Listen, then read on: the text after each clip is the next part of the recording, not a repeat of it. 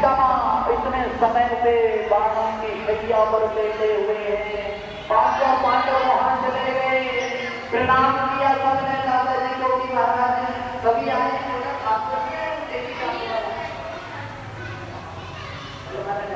कहाँ है वो महाराज वहां पर उपदेश दिया है भीष्म पितामह ने पांडवों को। पर कुछ बातें जो है ठाकुर जी से करने लगे। कौन? भीष्म पितामह ध्यान देना बात करेंगे कि हे मानती बिहारी, आज जीवन तक मैं जहां तक सोच सकता हूं, मेरे जितने भी जन्म हुए हैं, मैंने अपने जीवन में कोई पाप खत्म नहीं किया है। अरे पाप करना तो छोड़ो, मैंने अपने बुद्धि से पाप सोचा भी नहीं है, फिर भी मुझे इतनी बड़ी सजा दे रहे हैं। बाणों की सजा पर इतने समय तक कहते हैं कि भाव को बाणों की सजा ऐसा क्यों? मेरे ठाकुर जी कहते हैं थोड़ा माना और कहते जाते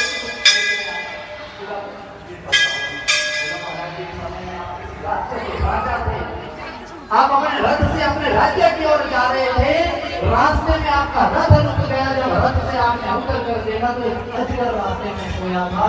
वो अजगर रास्ते में जो सोया था, महाराज आपने उसे हटाने की बड़ी कोशिश की पर वो नहीं हटा। तो आपने क्या किया? उसे पूंछ से पकड़ा और घुमाकर फेंक दिया और अपने राज्य की ओर चले गए। बोला महाराज बिल्कुल मैंने ऐसे ही किया था। तो बोला इसमें कौन सी बड़ी बात है, उसने मेरा रास्ता रोका था। बोला महाराज आपको पता है कि वो अजगर कहां जाकर गिरा? वो एक कांटेदार झाड़ियों में जाकर गिरा। महाराज उन झाड़ियों में वो आगे जाता 2 कांटे, पीछे जाता 2 कांटे।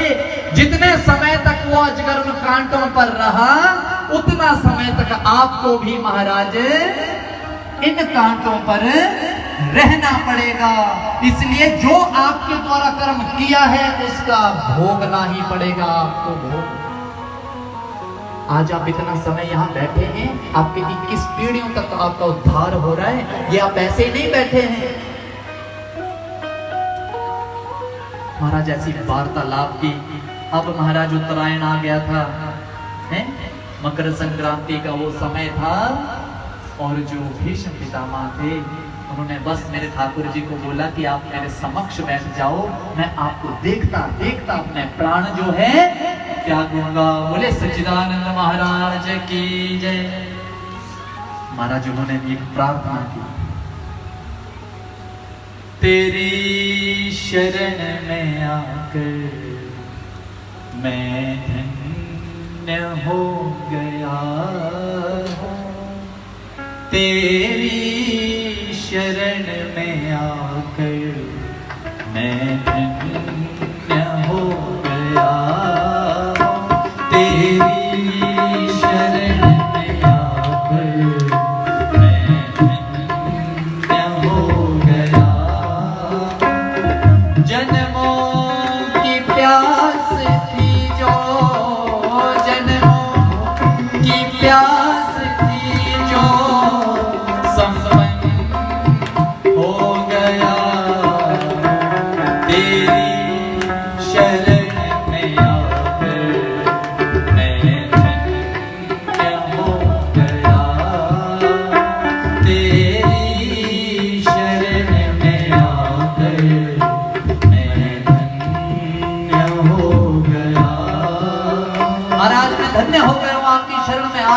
अब अपने प्राण त्याग दूंगा, मुझे किसी बात की कोई चिंता नहीं रहेगी। बस आपके दर्शन हो गए। उन्होंने महाराज स्तुति करने के बाद अपने प्राणों को त्यागा है। सभी पांडव अपने गंतव्य की ओर गए हैं। अब ठाकुर जी ने विदाई मांगी है कि महाराज अब मैं भी चलूं अपनी द्वारिका की ओर, बहुत समय हो गया है। अब मेरे ठाकुर जी जाने लगे हैं। अर्जुन भी महाराज साथ चले गए। महाराज द्वारिका माई में उनका स्वागत हुआ और इधर परेशानियां रोज बढ़ने लगी, अपशकुन रोज होने लगे। युधिष्ठिर महाराज जी को जब भी दिखता तो अपशकुन होने लगता। बड़े चिंतातुर हो गए महाराज। 7 महीने हो गए, अभी अर्जुन भी वापस नहीं आया। 7 महीने के बाद जब अर्जुन जी महाराज वापस आए, एक बूझा बूझा सा चेहरा, बड़े परेशानी में। चला भी ना जाए। आकर जो साथ में था वो नीचे रख दिया और युधिष्ठिर ने पूछा कि भ्राता क्या हुआ? बोला हमने अपने ठाकुर को खो दिया। वो महाराज अपनी लीला संपन्न करके स्वधाम गमन कर गए हैं। जितनी भी यदुवंश की कहानी थी सब सुनाई, सब चिंतातुर हो गए हैं, सब महाराज बैठ गए हैं अपने अपने स्थान पर। महाराज ये बात जैसे ही मां कुंती ने सुनी कि मेरे प्रभु लीला संपन्न करके स्वधाम को चले गए हैं, बस एक ही बार मुंह से निकला है कृष्ण और वहीं पर अपने प्राण त्याग दिए हैं। ऐसा प्रेम कुंती मां का। जैसे सुना कि भगवान स्वधाम चले गए हैं, वहीं पर अपने प्राण त्याग दिए हैं। उधर जब राम जी वनवास चले गए तो मेरे दशरथ जी ने भी वहीं पर प्राण त्याग दिए थे। महाराज सभी पांडवों ने स्वर्गारोहण किया है, सब सौ धाम को गए हैं। और उधर कार्याबाहर जो है, जो परीक्षित है, उत्तरा का पुत्र परीक्षित, उसको राज्य दे दिया है। महाराज जैसे उसको राज्य दिया, अब जब राज्य करने लगे तो भरपूर राज्य करते थे। एक दिन भ्रमण करने चले गए कि अपना राज्य तो देखो कैसा है। उस राज्य में क्या देखा कि एक गौ माता अपने बछड़े को लेकर रोती हुई जा रही है। वो गौ कौन है? पृथ्वी मां। वो बछड़ा कौन है? धर्म। उस धर्म की 3 टांगें तोड़ दी गई हैं और रो रहे, आपस में बात भी कर रहे हैं। और एक दुष्ट उनको मार रहा है जोर जोर से। जैसे ये सब किसने देखा? परीक्षित महाराज ने देखा तो गुस्सा आ गया है, क्रोध में आ गए, आवेश में आ गए, तुरंत तलवार निकाली है। जैसे ही उस दुष्ट को मारने के लिए गए, वो दुष्ट दंडवत हो गया, पैरों में गिर गया। महाराज क्षमा, तू है कौन? बोला मेरा नाम कलियुग है। क्या है मेरा नाम? तो बोला इसको क्यों मार रहा है? और कलियुग में धर्म की जो 3 टांगे हैं पहले से ही मार दी गई हैं, पहले से ही काट दी गई हैं। वो धर्म एक ही टांग पर खड़ा है। और गौ माता का हाल आज आप सब जानते हैं। गौशाला बाहर से मत्था टेक देते हैं, अंदर कौन जाए? 10 रुपए ना डालने पड़ जाए गले में। अरे वो 10 रुपए जो होंगे ना, ध्यान देना, वो हमारे लिए नहीं होंगे, वो गौओं के लिए चारा ही आएगा। कुछ उनके लिए बन ही रहा है ताकि जो गौएं घूम रही हैं वो आकर यहां रखें उनको। पर आज हम 100 रुपए की पर्ची कटवाने से भी कतराते हैं, डरते हैं। ऐसा मत करिए।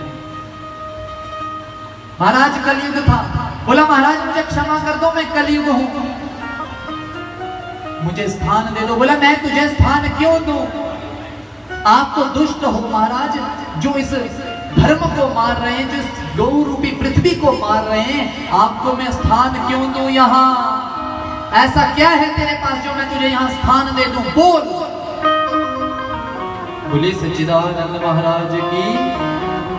महाराज कलयुग कहने लगा कि यत फलम नास्ति तपसा न योगेन समाधिना। महाराज जो फल आपको तपस्या समाधि तत्फलम लभते सम्यक कालो केशव कीर्तनात्। जो फल आपको संकीर्तन मात्र से मिल जाएगा, बड़े बड़े यज्ञ, बड़े बड़े योग, बड़े बड़े साधन करने से भी नहीं मिलेगा। अब महाराज परीक्षित ने सोचा कि कलयुग में किसी के पास समय नहीं कि हवन करने बैठ सके। आज हवन में आपको 2 घंटे बिठा दें तो आपको लगे पटी कदम उखड़ा, ऐसे ऐसे करने लगते हैं। पटी कितनी देर और लगनी? 20 बार पंडित जी को पूछ लेते हैं। तब करेंगे तभी आप फलित होंगे। तप उल्टा बना लो, पत। तप नहीं करेंगे तो पतन होगा आपका। महाराज परीक्षित को लालच हो गया कि यदि सच में नाम मात्र से भव से पार हो जाएंगे हम। बोला चल तुझे स्थान दिया मैंने। बोला महाराज कौन कौन से? बोला द्युतम पानम स्त्रिय सोना, जहाँ जुआ खेला जाए, जहाँ मदिरा पान किया जाए, जहाँ लंपट मूर्ख पुरुष रहते हों और जहाँ जीव की हिंसा होती हो, वहां तेरा स्थान होगा। अरे महाराज 4 स्थान तो दे दिए, पर इतने अच्छे भी मत दो, कोई अच्छा सा स्थान दे दो। बोला बता और कौन सा स्थान चाहिए, चल तू बोल। बोला स्वर्ण में भी मुझे स्थान दे दो। किसमें? स्वर्ण में, सोने में। तो यहाँ शंका ये होती है कि सोने में तो विष्णु भगवान का वास होता है, तो शंका का निवारण ये है जो इज्जत की कमाई के साथ कमाया गया सोना होगा उसमें मेरे विष्णु भगवान होंगे, और जो चोरी चकारी करके लाया होगा उसमें कलयुग वास करेगा। तथास्तु कह दिया है, 5 स्थान दे दिए हैं कलयुग को। महाराज कलयुग को 5 स्थान दिए। समय बीता, एक दिन क्या हुआ, परीक्षित जी महाराज सोचा कि क्यों ना शिकार खेलने चले, और अपना पुराना एक ऐसा महल में चले गए जहां जितने भी पांडव कौरव थे उन सबके स्वर्ण मुकुट डाले हुए थे। तो एक मुकुट उठा लिया, वो मुकुट था जरासंध का। तो सोने का मुकुट जैसे ही महाराज उन्होंने अपने सिर पे रखा, कलयुग उनके सिर में आकर बैठ गया और शिकार करने चले गए। महाराज जंगल में शिकार करते करते उनको प्यास लग गई। महाराज जब प्यास लगी तो पानी पीने के लिए वो एक आश्रम में जाने लगे। आश्रम में गए तो वो आश्रम था शमीक मुनि का। ध्यान देना, शमीक मुनि कौन है? ऐसे तपस्वी हैं जो अन्न जल कुछ ग्रहण नहीं करते। ग्रहण क्या करते हैं? गाय को, गाय देखी है आप सबने? देखो कैसा प्रश्न पूछ रहा हूं आपसे, पर आपका जवाब अभी भी कुछ नहीं है। गाय देखी है आपने? पीछे से गाय देखी? जिसने नहीं देखी थोड़ा सा साथ में जाए और देखा हो, मिंटू जी से मिला वो दिखा देंगे आपको गाय। गाय का बछड़ा जब दूध पीता है तो उसके यहाँ साइड में एक झाग सी बनती है। बनती है कि नहीं? अब जिन्होंने नहीं देखी सुबह आ जाना 4-5 बजे। अब गाय रखी नहीं, कुत्ते ही रखने, तो फिर कहां पता लगा। महाराज कुछ बछड़ा जब दूध पीता है ना तो वो झाग से निकलती है। बस वही झाग जो है शमीक मुनि ग्रहण करते हैं और उसी से जीवन व्यतीत करते हैं। समाधि लगाकर बैठे थे। राजा ने जैसे आवाज लगाई, कोई है?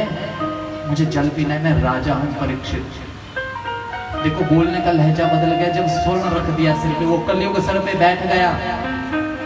जब 2-4 आवाजें नहीं सुनी, उसने सोचा कि ये राजा की बेइज्जती कर रहा है, ये झूठ मूठ पाखंडी है। ये समाधि लगाकर नहीं बैठा, ऐसे आंख बंद करके बैठा कि इसे पानी ना पिलाना पड़े। साथ में मरा हुआ एक सांप था, वो एक तीर से उठाया और उसके गले में डाल दिया और चला गया। शिष्यों ने देख लिया और शिष्य दौड़ते हुए गए, शमीक मुनि के पुत्र को बता दिया कि हे श्रृंगी, उनके पुत्र का नाम श्रृंगी ऋषि, कि तेरे पिता के गले में मरा हुआ सांप डाल दिया। बोला किसने? बोला राजा परीक्षित ने। क्रोध आ गया। बोलो किसी के पिता को कोई गाली भी दे दे, अपशब्द कह दे, बोलो क्रोध आएगा कि नहीं आएगा? क्रोध आ गया। जल क्रीड़ा कर रहे थे, जल उठाया हाथ में, संकल्प ले लिया कि जिसने भी, जो भी है वो परीक्षित, जिसने भी मेरे पिता के गले में सांप डाला है, 7 दिन के भीतर वही सांप उसकी मौत का कारण बनेगा। जल छोड़ दिया है, रोता हुआ अपने पिता के पास चला गया है, गोद में बैठा है। पिता की समाधि खुली है, पिता ने पुत्र को चुप कराया और पूछा है, सारी व्यथा बताई है। शमीक मुनि बड़े दुखी हुए। अरे श्री पुत्र, परीक्षित राजा तो बहुत अच्छा राजा है, वो तो धर्म कर्म करने वाला राजा है, तूने शाप देकर पुत्र गलत कर दिया। उसके सिर पर वो स्वर्ण मुकुट था, इसलिए वो कलयुग के अधीन था, तूने गलत कर दिया। यदि अब कर ही दिया है तो जाकर एक शिष्य को भेज और उस परीक्षित को कह कि तू 7 दिन के बाद एक तक्षक के द्वारा काटा जाएगा और मारा जाएगा। महाराज शिष्य जो गया है, उस शिष्य का नाम है गौरमुख। क्या नाम है? गौरमुख नाम का वो शिष्य है। जाकर उसने परीक्षित को बताया है। कि परीक्षित श्रृंगी ऋषि के द्वारा तू शापित है, तुझे शाप मिल गया है कि 7 दिन के बाद तेरी मृत्यु हो जाएगी, एक तक्षक नाग के द्वारा तेरी मृत्यु हो जाएगी, इसलिए जो भी तूने करना है अपना प्रबंध आज ही कर ले। महाराज ये सुनने की देर सब राजपाट छोड़कर अपने पुत्र जन्मेजय को दे दिया है। बोलो ऐसा कोई कर सकता है? आज हमें पता लग जाए कि हमारी मृत्यु होने वाली है, सबसे पहले तो रजिस्ट्री कराएंगे किसी के बेटे को, छोटे को, बड़े को, राम राम नहीं जपेंगे, कहां मेरी संपत्ति है, कहां कितने किले मेरी जमीन है? उन्होंने सब कुछ छोड़ दिया और हरिद्वार की ओर चले गए और वहां जाकर गंगा के तट पर हरि नाम संकीर्तन करने लगे। उन्हें पता था कि हरिद्वार के किनारे जाऊंगा तो कोई संत मिलेगा मुझे, और जब संत मिलेगा तो वो मुझे कुछ ना कुछ बताएगा और उससे मैं पूछूंगा कि म्रियमाण किम कर्तव्यम, कि जिसकी मृत्यु निकट हो। देखो कैसा सोच है, मृत्यु तो हमारे भी निकट है। बोलो किसी को पता है कि कब मरेंगे?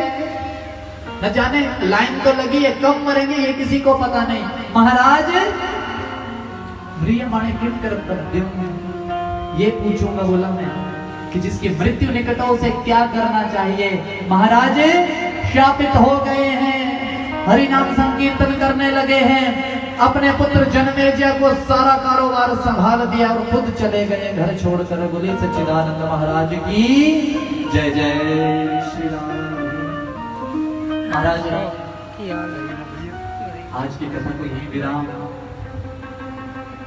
आगे की कथा कल समय से आए जैसे आज आए, और कल के लिए सूचना दे दूं। पिछले कल आपने व्यवस्था बड़ी सुंदर बनाई, जो दूर के थे उन सब के लिए भोजन व्यवस्था बड़ी सुंदर थी, और साईं कमेटी के जितने भी मेंबर हैं इनकी व्यवस्था बड़ी उत्तम थी, भोजन भी उत्तम था क्योंकि प्रसाद था। अगर कोई त्रुटि होगी तो मैं क्षमा चाहूंगा, क्योंकि आपने बड़ा सहयोग दिया कल, आज भी आप सहयोग दें। कल का जो भोजन व्यवस्था, पिछले कल की जो भोजन व्यवस्था हमारे यही योगेश जी हैं उनकी तरफ से भी, आज संगीता भटनागर की ओर से जो भी दिल चावल फुल होंगे वो आप सबके लिए प्रसाद रूपी है, उसे ग्रहण करके जाएं, बिना ग्रहण किए ना जाएं, ग्रहण करके जाएं। और आज आरती हम बैठे बैठे ही कर रहे हैं, क्योंकि जब खड़े हो जाते हैं आरती के दर्शन ही नहीं होते किसी को, दर्शन अति उत्तम। आज एक आएगा और वो आरती करेंगे, ये 2-4 जो हमारे मेंबर हैं ये आए आरती करें, ताकि व्यवस्था बनी रहे। सिर को ढक के आए, सभी सिर ढक लें। आइए एक थोड़ा सा भजन यहीं पर बैठ जाओ, हाँ यही बैठो, वीडियो भी बनेगी कि आप आगे बैठो।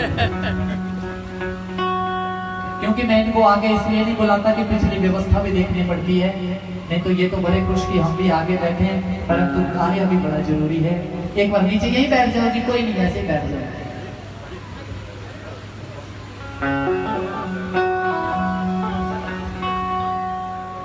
बोले श्री वामदेव हरे लाल की जय। एक बार तो नाम उठाके जय जय श्री राधे कृष्ण, जय जय श्री राधे कृष्ण।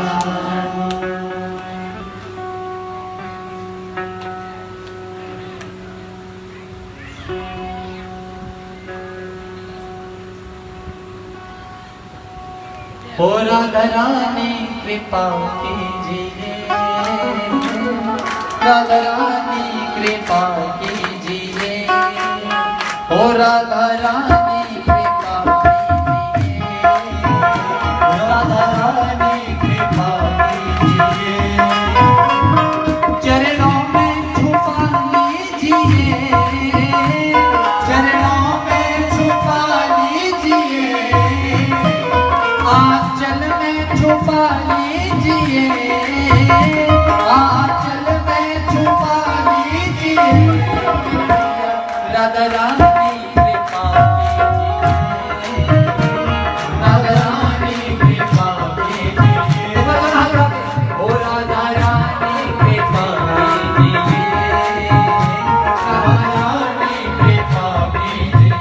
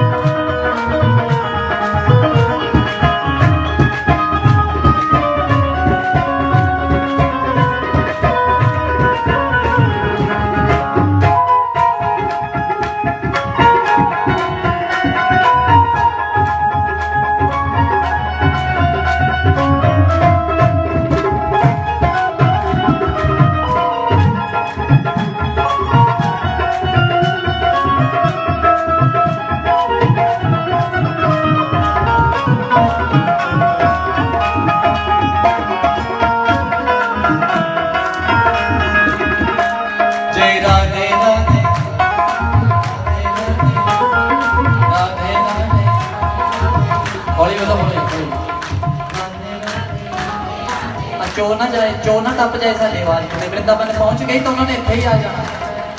होली बोलो होली, होली बोलो राधे राधे, होली बोलो राधे राधे, होली बोलो राधे राधे, राधे राधे, किसी करण की आए राधे राधे राधे। देखो मैं क्या करण की आए, पीछे के लंगर खाना है, पूरा मत मानना, हम सब राधे राधे करने आए हैं। किसी करण की आए राधे राधे राधे, की है राधे राधे राधे,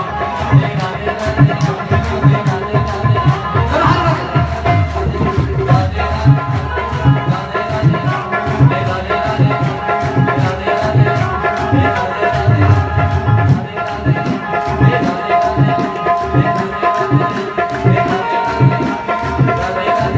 राधे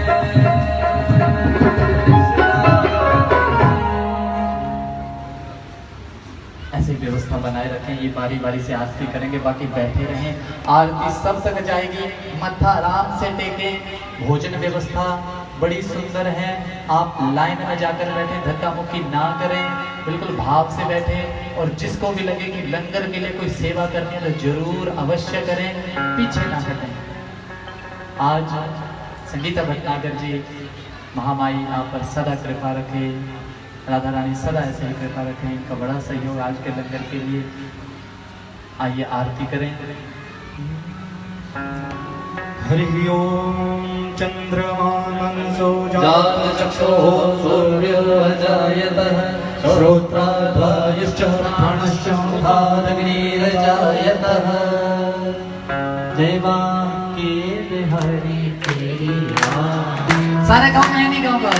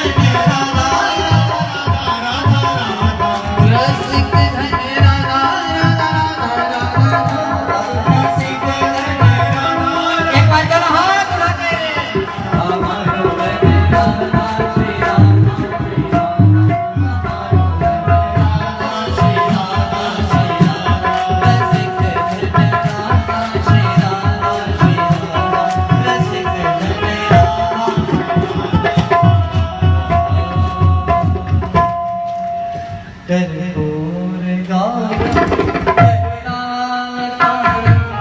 संसार सारम भुजगेन्द्रहारम सदा वसन्तं हृदयारविन्दे भवं भवानी सहितं नमामि। त्वमेव माता च पिता त्वमेव बन्धु च सखा त्वमेव विद्या च जविनं त्वमेव सर्वं मम देवदेव त्वमेव सर्वं मम देवदेव। ओमानात्मिकं च समर्पयामि जलेन शीतलीकरणेन देववन्दनमात्मवन्दनं महा। बोले श्री बांके बिहारी लाल की। आरती महाराज सब आएंगे ले लेंगे है ना बारी बारी से। बोले श्री राधा रानी सरकार की जय। व्यवस्था बनाए रखें और लाइन से आए मत्था देखकर अपने अपने गंतव्य की ओर भोजन करके जाएं। बिना भोजन के कोई नहीं जाएगा।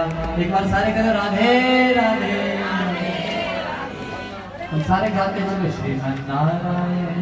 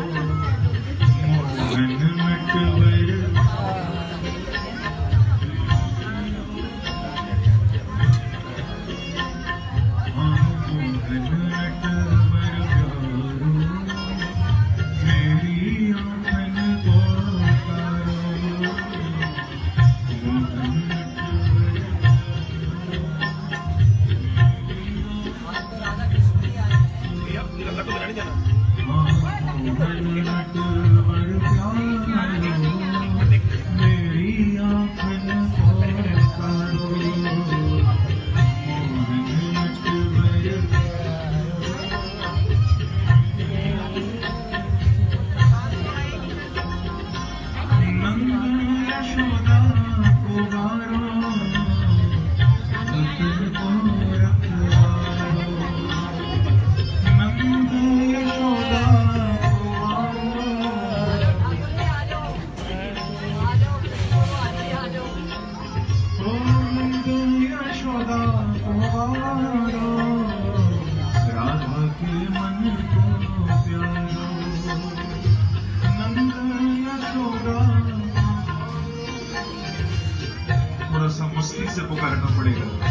भाव से हाँ मोहन नटवर प्यारो ओ मोहन नटवर मेरी आंखन उतारो मोहन नटवर प्यारो